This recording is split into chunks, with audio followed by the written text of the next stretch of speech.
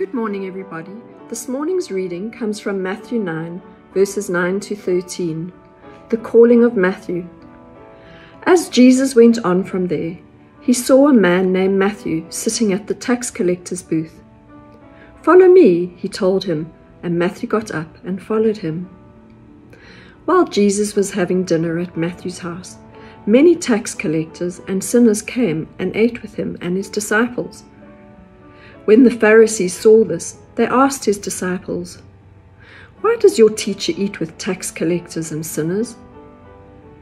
On hearing this, Jesus said, "It is not the healthy who need a doctor, but the sick. But go and learn what this means. I desire mercy, not sacrifice. For I have not come to call the righteous, but the sinners." Good morning, everybody, and welcome to this time of worship. I trust that this video finds you well, safe, and happy.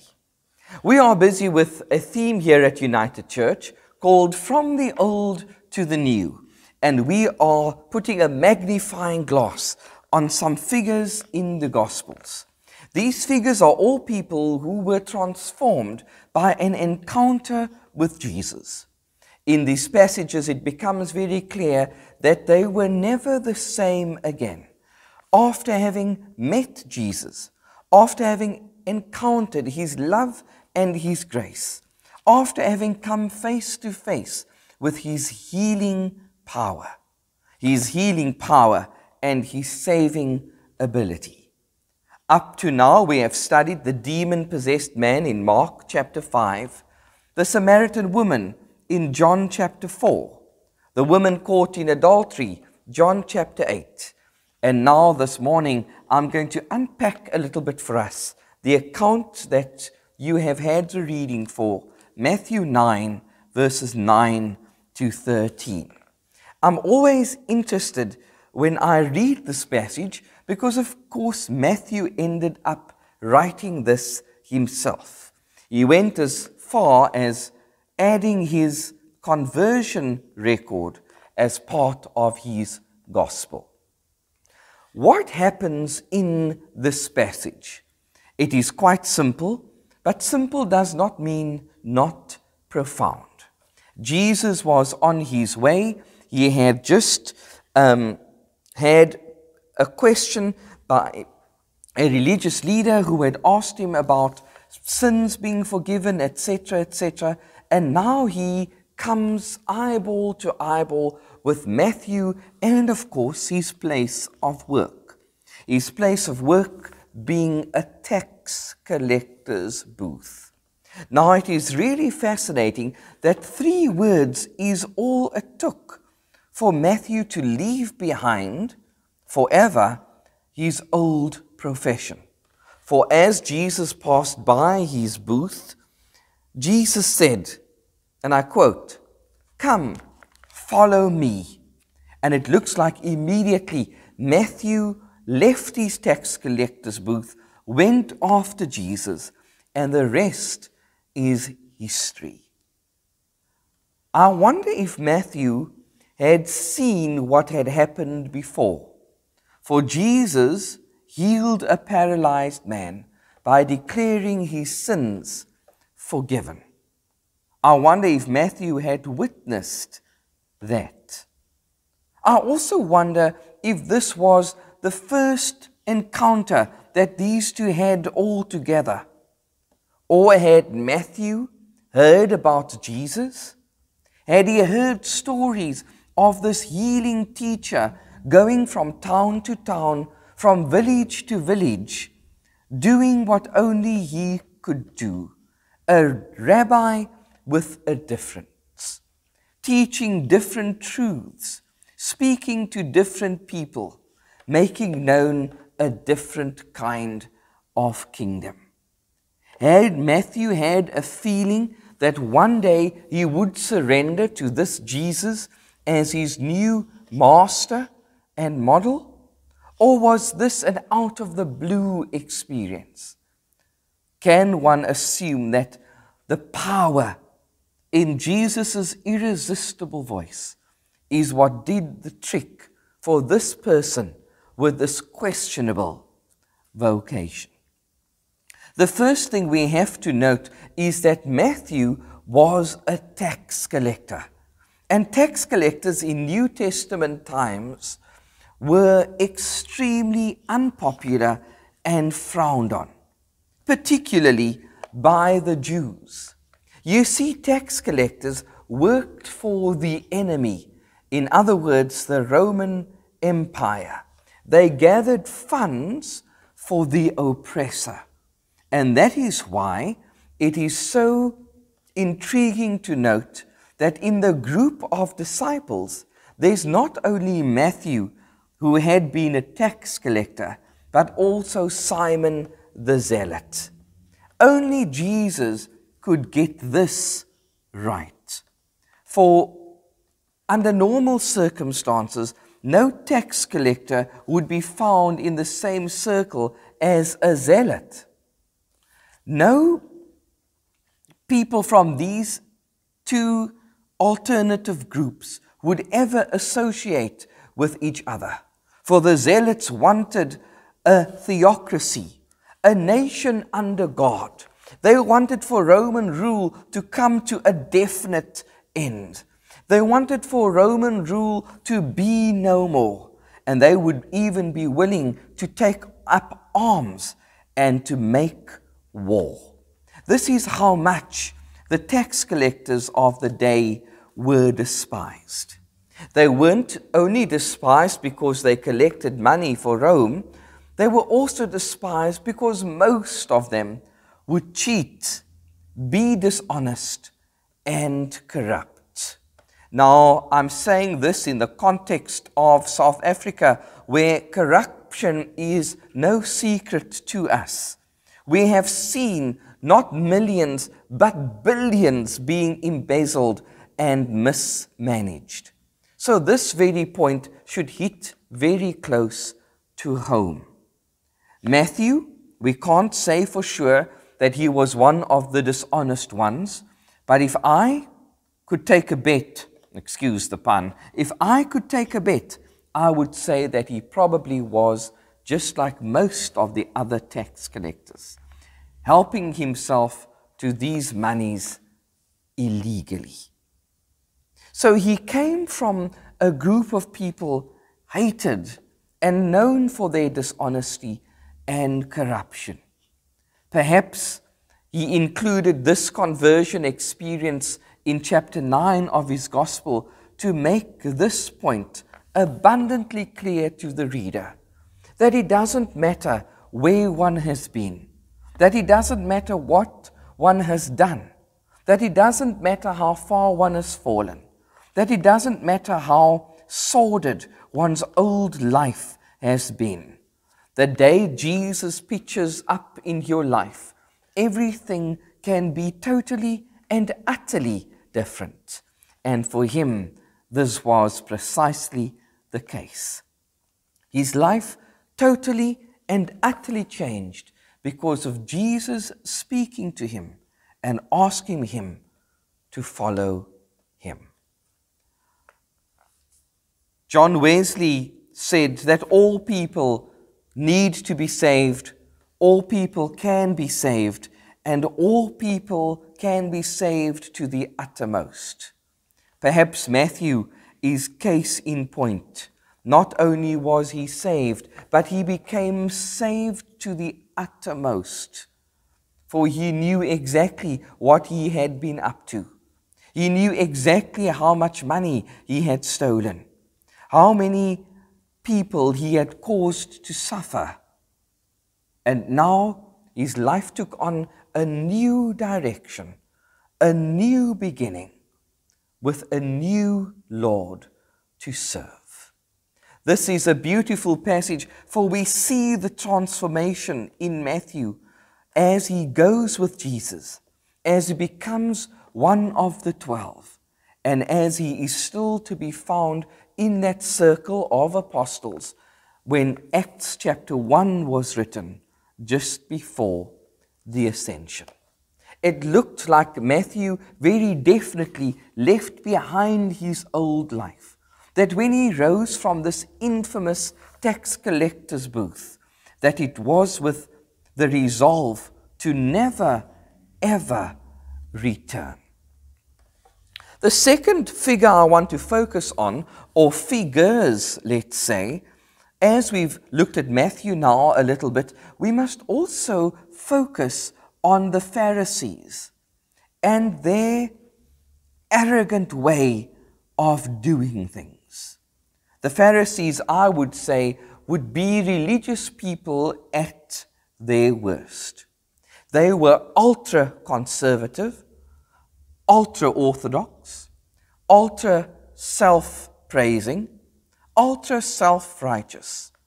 Everything that Jesus couldn't stand, everything that Jesus' kingdom would go against, they embodied. When one reads the Gospels, one would see that they caused trouble for many people, including for Jesus, because they criticized him rather heavily for having healed people on the Sabbath. You see, their firm belief was that if the patient would live another day, the doctor or healer would have to wait until the day after the Sabbath, a Sunday in other words, to perform his healing. The Pharisees were quite okay with a sick person suffering pain and struggle and awkwardness. No healings were allowed on the Sabbath, thank you very much, for they counted as work and effort. Jesus very clearly, and this is one of the things I find so lekker about him, Jesus ignored all their man-made stuff. And Jesus just carried on healing people, stopping their pain and bringing an end to their suffering, whether it was done on a Sabbath or not. The Sabbath rules were only one of the areas in which the Pharisees were indescribably over the top. Why I've highlighted that one is because that's the one that they wanted to catch Jesus out on. In this passage, the Pharisees are, of course, there, having a front row seat to the events unfolding. The Pharisees came to Jesus' disciples wanting to know why Jesus was grouping himself with tax collectors and sinners. For in this passage it is recorded that Jesus went to Matthew's home for a meal, just as he would do with Zacchaeus when he called Zacchaeus out of the sycamore tree. Jesus believed in the building of relationships. He believed in the sweet gift of fellowship. He believed in connecting with people on their level. So when Jesus went into the house of Matthew, it was to say that I'm here with you and for you, that I understand, that I know your situation, and that I can make things much, much better. For the Pharisees, this was a big no-no. It was taboo for any Jewish teacher to identify or relate on any level with a tax collector. And yet, Jesus did exactly that. There's a warning in here for us, friends, to never be the kind of judgmental, legalistic, self-obsessed Christian.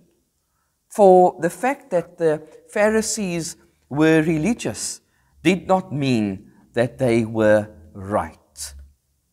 Their militant attitude really put Jesus off them. Jesus couldn't handle their two-facedness. He couldn't handle their hypocrisy, and he told them so in Matthew chapter 12. In fact, Jesus got so upset with their, excuse the pun, their Pharisaicness, that he called them a brood of vipers. Imagine being called that. Jesus called them whitewashed tombs. Of course, implying that from the outside they looked all pretty, neat and tidy. They looked as if they got everything together. But meanwhile, they were on the inside rotten corpses. As we study the passage of Matthew this morning, as we highlight Matthew and what happened to him, let us also be challenged by the Pharisees and their wicked ways. Let me talk about Jesus as my last point. So there's Matthew and there are the Pharisees, but the one that I want to put the spotlight on is Jesus, the Savior of the world. For Jesus came to establish this amazing kingdom in which all would be welcome and in which all would be equal. This kingdom in which people would get second, third, fourth, fifth chances. This kingdom in which the broken are loved and the lost embraced. This kingdom in which the missing can find their home. For a long time, Matthew had been lost and missing, caught up in this life of wheeling and dealing, trying his very best to scheme and get away with it. But Jesus, with his powerful voice, invited him to come and to follow. And Matthew did that and never regretted it. That day when Jesus appeared at Matthew's tax collector's booth, it was like light was bursting into his darkness. Like freedom was penetrating that old life which was like fetters around Matthew's feet. Perhaps he had longed for a long time for a way out. And in Jesus, he found that way out to a higher, more meaningful, abundant life. Today, Jesus comes to us with his voice crisp and clear, calling us to follow him, calling us to come to him, to find in him a Lord, a Redeemer, a King. He keeps on calling us, hoping that we'll say yes. I'm preaching this sermon, hoping desperately in my heart that what I say in this 20-minute recording will cause you to say yes, and never turning around after that. Matthew went on writing his gospel that now has been placed in the New Testament as the first book of the New Testament canon. What an achievement that is. What an accomplishment to have written an account of Jesus so highly prized by the early church that it opens the second part of the Christian Bible. Matthew wanted to put down on paper that which he had seen, that which he had experienced. He wanted to tell all and sundry that what happened to them what happened to him could happen to them. And his call goes out to every sinner, tax collectors, prostitutes, to everybody who feels the need for liberation from their old ghastly life. Hear the voice of Jesus, gently but convincingly coming to you today. Come, follow me. I'm again saying, yes, I trust that you will join me in making it a resounding and a persuasive yes. I have decided to follow Jesus, the Sunday school chorus says. No turning back for Matthew. May there be no turning back for us. Who knows? Maybe one day one of us will end up writing a gospel. Amen.